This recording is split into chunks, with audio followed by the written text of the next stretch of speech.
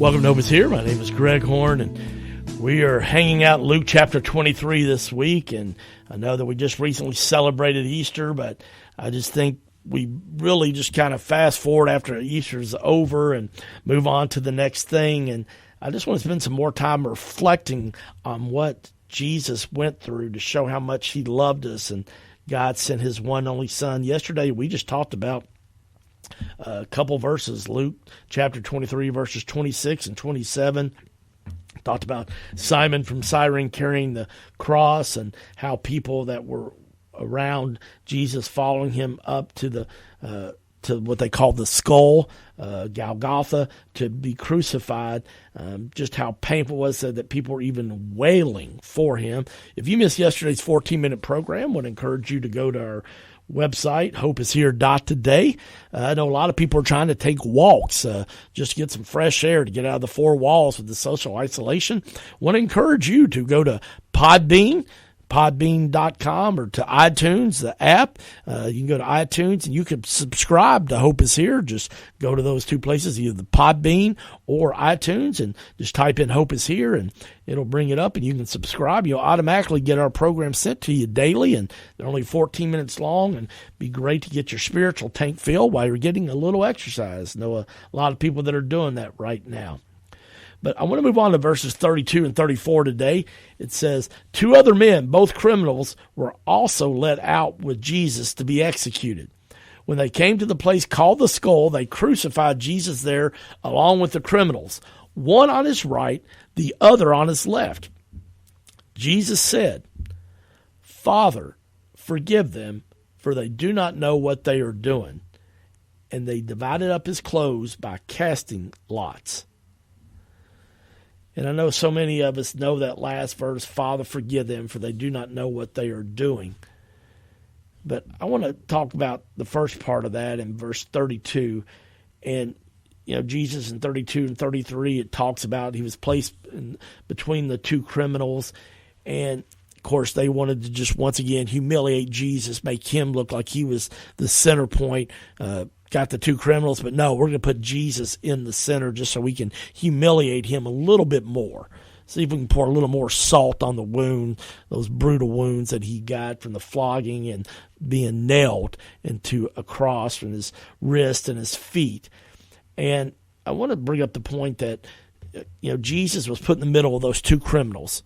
He had done nothing wrong, and yet he's put in the middle, already in excruciating pain, but he's put in between these two guys that by the law back then were deservingly being punished. And for some of you listening today, maybe you've been placed in the middle of a painful situation. Hopefully it's not to the physical extent that Jesus went through, and I would think that nobody listening would be in that type of horrific pain.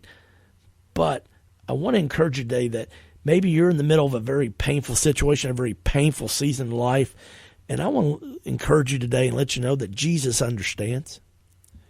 He truly understands being put in a painful situation, maybe put in the middle of just something that's really emotionally and mentally painful, maybe not as much physically painful. Or maybe you are in a health challenging situation right now. You're in a lot of pain. And I want to encourage you today to let you know that Jesus understands. He really, really, truly does. And the second thing from those 3 verses in Luke chapter 23, verses 32 to 34, is that even through painful situations in our lives, we are never more like Jesus than when we forgive an individual or a group. I'll say that again. Even through painful situations in our lives, we are never more like Jesus than when we forgive an individual or a group.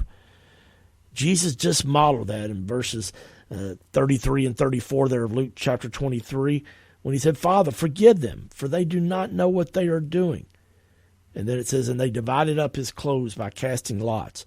Now, we're not really sure when Jesus made that statement, was he talking about the two criminals that were, one on his left and one on his right? Or was he talking about the people that were surrounding the 3 crosses, some of them still mocking him and saying, hey, if you're the Son of God, why don't you call down some angels? Or is he talking about the Roman soldiers who had stripped him of his clothes and divided up those, as we just read there at the end of 34, and casted lots to decide who would get those? I mean, we're not really sure who it was that he was talking to. Whether he's talking to the individuals, the criminals, or those groups of people below and around him. But he said, Father, forgive them, for they do not know what they are doing. And being in ministry now for almost 19 years, a lot of times people say, but Greg, you don't know what they did to me. And you're right, I don't. And yet, friends, the thing that I do have to go back to so many times when I say I really believe the first steps for you to forgive those people that hurt you, that person or that group, those people, is because Jesus modeled it. If he could do that near the end of his life after all that he went through, falsely accused, and he can say, Father, forgive them, for they do not know what they are doing. Friends, we just don't have an excuse. And that's hard. That's a hard teaching. I understand. And I get it. I do. But I believe somebody listening today, there's somebody that you need to make a phone call to, send a text to, send an email to, write a card. There's lots of ways you can communicate and just forgive somebody. And maybe it's just making that phone call, picking up. You don't even have to say anything about forgiveness, but instead of, well, I'm not calling them, I'm waiting for them to call me, and maybe they should. Maybe it's your child, and you're waiting on a phone call or a text from them, and they haven't checked on you. Maybe as painful as that is, you just pick up the phone, and you call them, or you text them and say, hey, how are you doing? And friends, only Jesus and you can do that. Maybe it is a sibling or a friend, a coworker that you're like, I can't believe I haven't heard anything from them because I know you're going through a challenging season right now, or they're with their families and yet you're living by yourself, and yet you still pick up the phone or you by calling or you text them to say, hey, how are you doing? Friends, you're never more like Jesus when you forgive somebody. And when you do that, the Bible says when we do things, and maybe these people aren't your enemies, but when you forgive somebody or you do something to bless somebody or to help them, that it's like pouring hot coals on their heads. Man, the Bible's pretty graphic, isn't it? And so I don't know, but I really believe there's somebody listening today that God's saying, hey, it's time to forgive. And you can do that, even though I know you don't feel like it, because Jesus modeled it on the cross. All right, Luke chapter 23, verses 39 through 43. It says, one of the criminals who hung there hurled insults at Jesus. Aren't you the Messiah? Save yourself and us. But the other criminal rebuked him, saying, don't you fear God? Since you are under the same sentence, we are punished justly, for we are getting what our deeds deserve. But this man has done nothing wrong. Then he said, Jesus, remember me when you come into your kingdom. Jesus answered him, truly, I tell you today, you will be with me in paradise. What a powerful, powerful 4 verses there that I know a lot of you have heard, but some of you know that listen on a regular basis that I teach a couple classes in marketing at Midway University each semester. And man, I just love it because I love having impact on young people's lives, not just the academic side of teaching them the material from the class, the textbook, but also just kind of helping mold their lives just personally and trying to have influence on them. And we're obviously having to do those classes online now, and I really, really miss the interaction with the students and trying to help make a difference in their one and only lives. But I do want to give you a little quiz today, if you don't mind. Just going to be a 1-question quiz, and there's no wrong answers, okay? But I want to ask you today, which criminal are you? Which criminal are you? And I know somebody's like, well, Greg, I didn't steal anything, but just stay with me, okay? Remember where we look back there in verses 39 through 43 in Luke chapter 23, and one hung on each cross. I want to give you 5 options today, and I want to ask you, which criminal are you today? Are you letter A, bitter, and you let others know about it, like the first criminal who said, "Aren't you the Messiah? Save yourself and us." You know, some of you listening today, man, you're a little bit bitter. Life's been hard, and it's gotten even harder over the last month with COVID-19, and you're a little bitter about it, and anybody that does contact you, you let them know about it. And maybe that's why people maybe aren't contacting you as much. And don't get me wrong, we all need a friend to vent and listen. At the same time, man, if you keep going to that same thing over and over and you continue to be bitter, it makes it tough for people to love us. Or maybe you're like one of the criminals that you expect someone else to solve your problem. Remember, he asked Jesus, he said, "Man, why don't you just save yourself and us if you're the Messiah?" And yet, obviously, this criminal had done something to get him there up on that cross to be crucified. And sometimes I've been guilty in my life of wanting somebody else to solve a problem in my life. And sometimes the solution is that we've got to do it. And I shared with you last week that I started kind of struggling mentally and emotionally, and I've been reading things, and I know that I needed to get some exercise, get out, and so I started doing it. And it made a world of difference. I mean, a world of difference. And a couple of days, it was a little bit cold, so I had to put a toboggan on and some gloves, but I did it. One day, it got cut a little short after about 3 miles because it started to rain.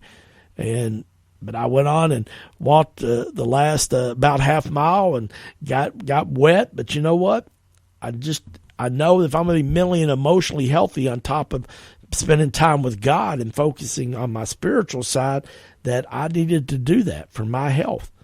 Or maybe you're like one of the criminals where you accept your situation in life. You're not bitter, or you're not expecting someone else to solve your problem, but you're accepting of your situation in life. That's what the one criminal did. Remember, he said, "We are being punished justly, and we are getting what our deeds deserve." And friends, sometimes, we play that compare game, and I talk about that a lot here on Hope is Here. We start playing that compare game, comparing our situation in life to others, and that's a no-win game. I want to remind you, I have to do it every 2 or 3 months because I know I struggle with the compare game, comparing my situation in my life, Greg Horn's life, compared to other people, whether it's close friends or family members. And friends, there is a lot of peace when we can accept our situation in life. Or are you like the criminal that we're understanding that you need Jesus? You know, he asked Jesus, "Please, would you remember me when you come into your kingdom?" He realized that he needed Jesus. Or are you the letter E, all the above? And, I'm very transparent on this program, and I have to admit, I've been all of the above. I've been bitter at times. I've let others know about it, complain. I've expected someone else to solve my problems. I've occasionally been good where I've accepted my situation in life, the flood, bankruptcy, divorce. I've understood that I need Jesus, and I need to be reminded of that on a daily basis. But I've been all of those. I've been all of the above. I've been both those criminals at different seasons in my life. And that's why I love the Bible. There's so many lessons that you can learn. So unfortunately, we're out of time, but we're going to finish tomorrow reading Luke chapter 23 as we talk about and we look at that there is no greater love. My name is Greg Horn. We'll see you tomorrow on Hope is Here. CMI is your full-service human resources provider in Central Kentucky. For 15 years, CMI Human Resources has taken great pride in helping organizations and people work. Whether it's employee handbooks or help in filling a position, no job is too large or too small for CMI. Contact the professionals today at CMI Human Resources, 859-296-2800, or online at cmiconsulting.com.